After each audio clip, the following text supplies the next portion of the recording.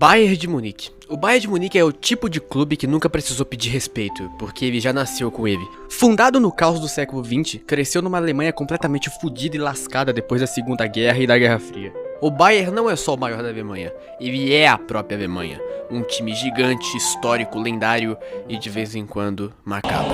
Nos anos 30, o clube quase desapareceu. Seus dirigentes judeus foram caçados, seus jogadores dispersos e o clube virou um fantasma num país obcecado por pureza. E isso foi uma puta ironia, porque o clube do povo judeu renasceu igual uma fênix do mesmo regime que tentou apagar ele.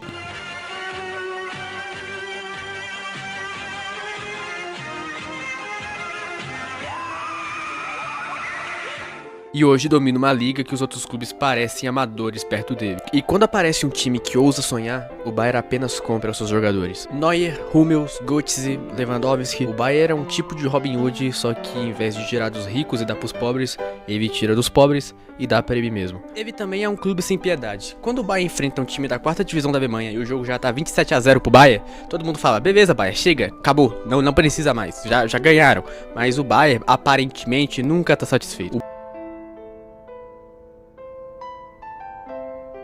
Olhe só pra você. Nem está consciente e continua empenhado em mostrar ao mundo o que pode fazer. O Bayern é como se fosse o chefão final do futebol. Seja na Liga Alemã, na Copa Alemã ou na Champions League. Você vence o Bayern e pronto. Seu caminho está livre para conquistar o seu título dos sonhos.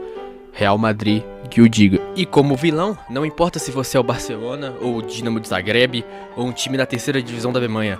Se você deixar, ele vai fazer 1, 2, 4, 6, 8, 12-0, 50-0, 324-0, não importa. Como um verdadeiro time alemão, ele nunca vai saciar sua sede por sangue. Müssen zeigen, yes, ich will Samstag, diese Spieler müssen zeigen mich, seid Fans, müssen alleine das Spiel gewinnen. Bayern Múnich destruye las esperanzas del Tottenham, así que todavía estaban latentes. 5-2, gana el poderoso Bayern Múnich. Borussia Dortmund. O Borussia Dortmund, por outro lado, é a antítese do Bayern. O clube da cidade operária, o grito de quem construiu o país com carvão e cabo nas mãos. Enquanto o Bayern brilha, o Dortmund sangra. O amarelo e preto é o símbolo da classe trabalhadora da Alemanha, que quase nunca vence as batalhas contra o Bayern, é verdade, mas que também se recusa a perder a guerra. Eles acreditam nos talentos da base, em estádio cheio, em pressão da torcida. É um clube caseiro que joga com o coração. O Borussia é um time que vence o Bayern em filosofia, em raça, em força de vontade e perde em todo o resto. A muralha amarela canta, mesmo sabendo que o final é quase sempre o mesmo. Se o Bayern é um vilão, o Dortmund é aquele protagonista chato que nunca desiste, mesmo tomando porrada todo ano. Mas não se engane, o Dortmund não é um time pequeno. Ele só é quando comparado com o Bayern, mas é um clube que já foi campeão continental e mundial em 97. Na Itália, o futebol não se resume só a retranca e porradaria. Tem clubes com histórias lindas, e a do Milan é a mais vencedora. Fundado em 1899 por um grupo de ingleses, e é por isso que tem uma bandeira da Inglaterra no escudo, em Milão, um grupo de rapazes que tomavam chá decidiram, mano, vamos criar um clube? E assim nasceu o Associazione Calcio Milan. No começo, nada demais, só mais um bando de bobão tentando criar um clube. Mas com o tempo, o Milan virou o segundo clube mais vencedor da história do planeta Terra. Nos anos 30, sobreviveu ao Mussolini. Nos anos 50, com uma dupla de suecos, o Milan se consolidou como um gigante italiano. Mas foi nos anos 80, com um time bem fraquinho, com Maldini, Baresi, Rijkaard, Van Basten, Gullit, que o Milan se tornou o que é hoje. Silvio Berlusconi, um ricaço bilionário quase imperador da Itália, comprou o clube e o transformou em uma vitrine pessoal. E acabou dando certo. Nos anos 2000, o Milan viveu lembranças mágicas, final de Champions contra o maior rival, o milagre de Istambul, a vingança do milagre de Istambul, Kaká, Seedorf, Pirlo, Maldini, Dida, Cannavaro, enfim. Mas tudo isso um dia tinha que acabar. Dirigentes italianos são iguais aos brasileiros, e argentinos e sul-americanos. Eles parecem ter algum tipo de tesão em corrupção. O Milan no início de 2010 foi vendido para alguns investidores meio questionáveis, que acabaram não dando tanta importância assim pro clube, que acabou entrando em ostracismo. Hoje ele tenta se recuperar, mas uma coisa é certa: se você quiser superar a história do Milan, você vai ter que esperar que ele fique nesse ostracismo por pelo menos uns 50 anos. Juventus, fundada em 1897 por estudantes em Turim, foi adotada rapidamente pelos Agnelli, os donos da Fiat, e virou uma máquina de conquistas. Dos três grandes italianos, é o mais tradicional, ganhando campeonatos italianos desde a época dos dinossauros. Como um legítimo clube italiano, também teve seus casos graves de corrupção. Do doping ao Calciopoli, a Juventus caiu para a Série B, voltou, fez mais merda, quase faliu, mas continua consistente como um clube de operários deveria ser.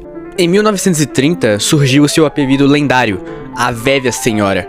Faz sentido, afinal a Juve é um clube clássico, tradicional, que não importa a era, a fase, ela sempre tá lá enchendo o saco. 9 finais de Champions, 7 foram vices, é verdade, mas isso mostra a consistência. Um clube que sempre tá lá, não importa a fase. E se formos falar de campeonato italiano, a Juventus é a maior campeã da história. Inter de Milão. A Inter, por outro lado, nasceu como um gesto político. Em 1908, um grupo de sócios do Milan se rebelou contra a regra que proibia estrangeiros e fundou um clube que aceitava todos. Um ato de heresia, num país que, ironicamente, mais tarde seria comandado por um ditador obcecado por pureza. Nos anos 60, com Heleno Herrera, a Inter criou o Grande Inter, um time que elevou o Catenaccio, que é basicamente a retranca que a gente conhece, só que com um nome gourmet. Eles conquistaram o mundo 2 vezes e o mundo inteiro os odiou por isso. Mas na Itália, ser odiado é quase uma forma de sucesso.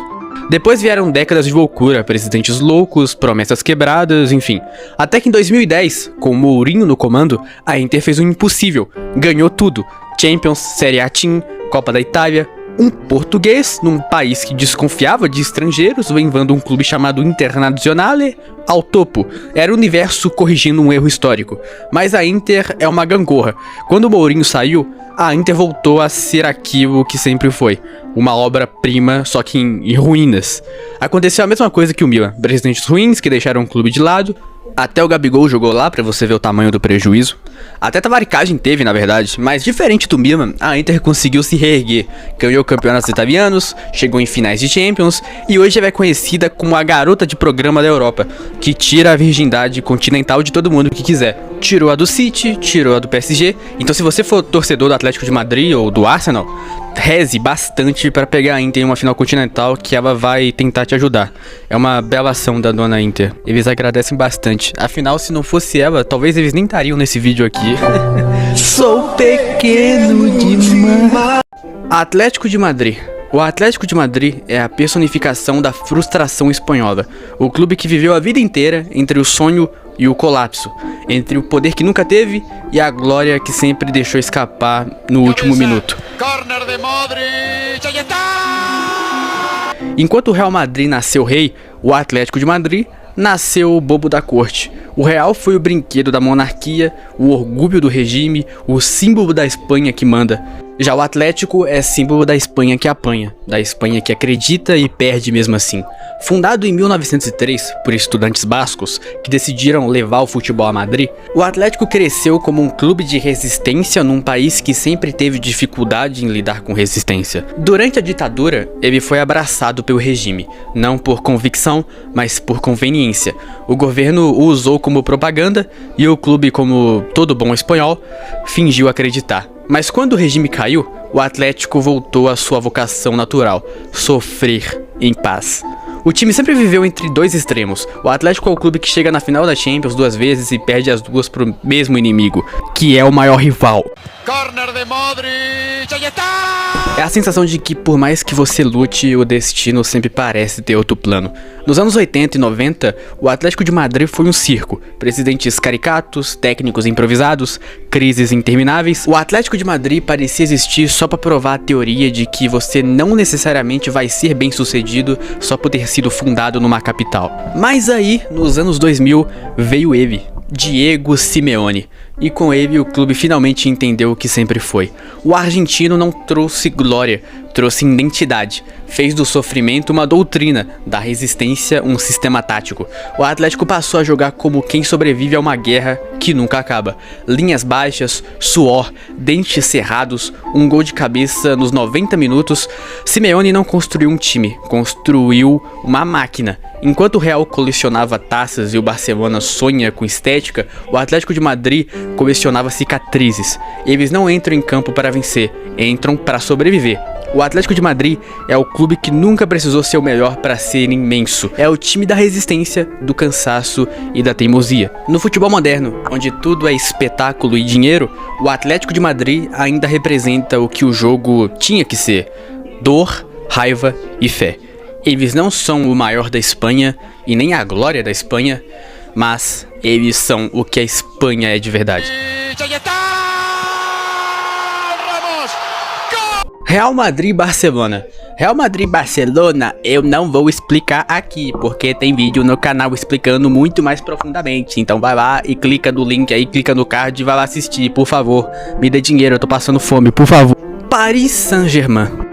O Paris Saint-Germain é o clube mais novo desse vídeo. Fundado em 1970, o que em termos de futebol europeu é basicamente ontem, o PSG nasceu em Paris, a cidade mais valiosa do planeta, e ela precisava de um clube à altura do seu ego. Mas o problema é que o futebol, diferente da moda, não se constrói com glamour. Enquanto o Olympique de Marseille e o Saint-Étienne acumulavam história, o PSG acumulava troféus regionais e trocas de dono. Era um clube sem passado, criado numa cidade que só valoriza o que tem passado. Nos anos 80 e 90, o Paris tentou entender o próprio time. Ganhou um campeonato aqui, perdeu outro ali, brigou com todo mundo. E no meio do caos, virou palco daquilo que melhor define o futebol francês: a eterna promessa de que agora vai. Mas o PSG não ia. Nem quando tinha time bom, nem quando tinha torcida fiel. Era o tipo de clube que conseguia transformar a esperança em frustração com uma eficiência quase alemã. Então, no início dos anos 2000, apareceu o Ronaldinho Gaúcho, um brasileiro magro, despretensioso, com um sorriso torto. 1, 2, 3. Outros brasileiros também apareceram por lá, como o Raí, mas não fizeram tanta coisa. Aí vieram os anos 2010, e com eles o Qatar. O dinheiro do petróleo entrou como alavanca, comprando tudo que tinha valor, inclusive o que não tinha. Messi, Neymar, Mbappé, treinadores milionários, campanhas com perfume de revolução, Ibrahimovic, Cavani. O PSG deixou de ser um clube e virou um conceito. A capital da arte virou a capital do marketing. O PSG começou a viver em uma função de uma ideia que ele nunca tinha alcançado, que é ser respeitado. Ganha a Ligue 1 com o mesmo tédio de quem paga imposto e perde a Champions com o mesmo espanto de quem não sabe o que é sofrer. O Paris Saint-Germain é o retrato da era moderna, bonita, cara e sem memória. Porque enquanto o resto da Europa se construiu sob séculos de glória e de tragédia, o Paris tentava fabricar as duas em laboratório. Até que os sheiks de Abu Dhabi se cansaram em 2024, demitiram todo mundo, fizeram o PSG low profile e finalmente, com a ajuda da dona Inter, é verdade, mas finalmente conquistaram a sua Champions. Parece que eles finalmente entenderam qual que é o conceito do futebol. Se o PSG é um clube sem história, agora a gente vai para um clube que tem história até demais. Manchester United. Fundado em 1878 por ferroviários, o clube se chamava Newton Heart, vestia verde e dourado e vivia à beira da falência, até um dono de cervejaria salvar o time e trocar o nome. E é aí que nasceu o Manchester United, um clube de operários que sonhava em ser rei. Nos anos 50, os Bubby Babies, que era uma geração muito boa de jogadores do United que encantavam a Inglaterra, acabaram falecendo no desastre de Munique. O elenco inteiro do United acabou falecendo, menos alguns jogadores. Um desses que sobraram se chamava Bobby Charlton. Eu não sei se você se conhece esse nome, mas esse cara voltou a jogar bola no mesmo estilo do Alan Ruschel e ele foi um grande jogador.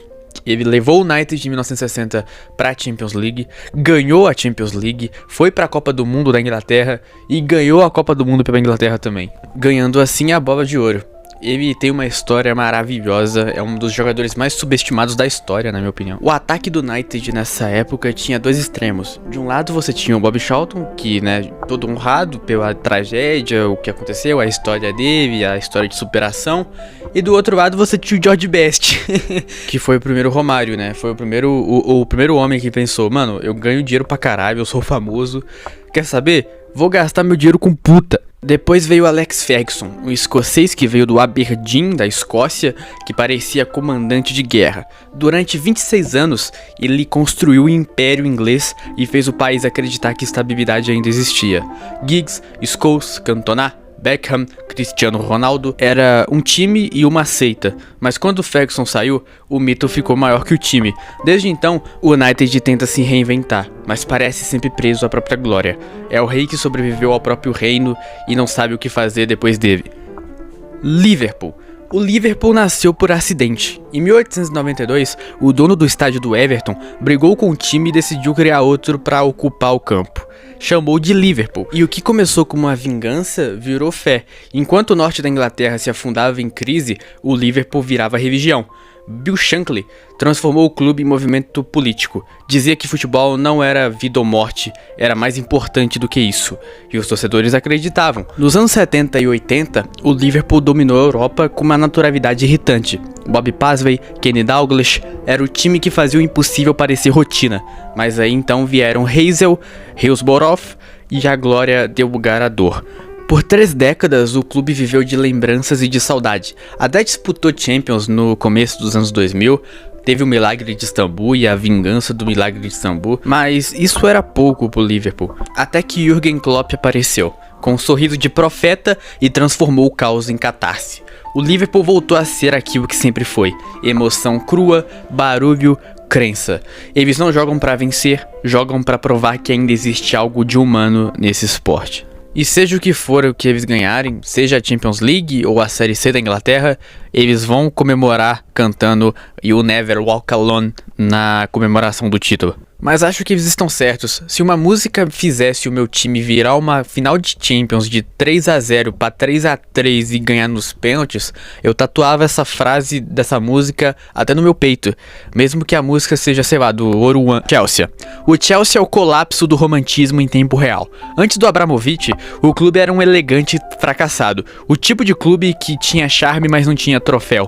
Depois de 2003, virou laboratório. O bilionário russo comprou o clube, Mourinho trouxe arrogância e o Chelsea inventou o futebol corporativo. Ganhou a Premier League, a Champions, Copas da Inglaterra e nunca se importou em ser odiado. O Chelsea é o clube que transformou a estabilidade em modelo de gestão. Vence, demite o técnico, vence de novo. Eles são a Inglaterra pós-industrial. Frios, práticos e orgulhosos da própria falta de alma. Mas no meio da calculadora há um charme estranho. O Chelsea é a prova de que às vezes o futebol também é só um bom negócio bem administrado, diferente do Paris Saint-Germain. Arsenal. O Arsenal é o artista incompreendido da Premier League. Fundado em 1886 por operários de fábrica de armas, sempre foi um clube de ideias, um time que quer vencer, mas quer vencer bonito. Sob Arsène Wenger, o Arsenal virou um manifesto. O francês acreditava que posses curtas e ética bastavam para vencer o mundo. E por um tempo, bastaram. Os Invincibles, de 2004, foram a última utopia do futebol inglês. 38 jogos, nenhuma derrota e uma ilusão eterna. Mas a beleza envelhece mal. Os rivais ficaram ricos, o Arsenal ficou fiel. Mudaram de estádio, de geração, de era, mas não de filosofia. Hoje o Arsenal é o mesmo idealista de sempre. Ganha menos do que devia, mas joga melhor do que precisa. Podemos dizer que o Arsenal é o Barcelona da Inglaterra. Só que o Barcelona pelo menos vence. Mas você viu que eu pulei bastante parte da história do Arsenal, né? Do seu fundamento até o Arsène Wenger tem mais de 80 anos. E nesses 80 anos que a história do Arsenal tá contada de verdade. Por quê? Porque nessa época não existia o Chelsea como a gente conhece. O Manchester City era um clube pequeno, o Manchester United já estava começando a ganhar títulos e o Liverpool só começou a ser um gigante mesmo a partir dos anos 70. Nesse tempo, dos anos 60 até os anos 30, quem que dominava o futebol inglês? O Arsenal. Manchester City. O City é o glitch da história. Durante um século, foi o primo esquecido do United, aquele que existia só pra ser uma piada. Até que em 2008, um bilionário dos Emirados Árabes olhou pro mapa e decidiu comprar um novo brinquedo. E assim o City nasceu. O Guardiola chegou e transformou o clube numa experiência científica. O futebol do City é limpo, preciso e matemático, o oposto da Inglaterra que inventou o jogo. Eles venceram tudo e fizeram parecer simples, mas a perfeição tem um custo. Ninguém sente nada. O City é o time que ganhou o mundo, mas ainda parece estar em teste beta. É o clube do futuro, um futuro onde emoção é um defeito de fábrica. Mas esse é o City depois da compra. Antes da compra, ele era um time pequeno, obviamente, mas ele tinha a sua tradição. Foi um clube que ganhou seu primeiro campeonato inglês em 1937. Foi fundado em 1880. E para terminar o vídeo com chave de ouro, sabe como é que o City foi fundado? Foi fundado por uma igreja para tentar impedir os jovens da comunidade de Manchester de usarem droga. Então, se algum dia o Proerd brasileiro fazer um clube de futebol e ganhar tudo, não digam que eu não avisei.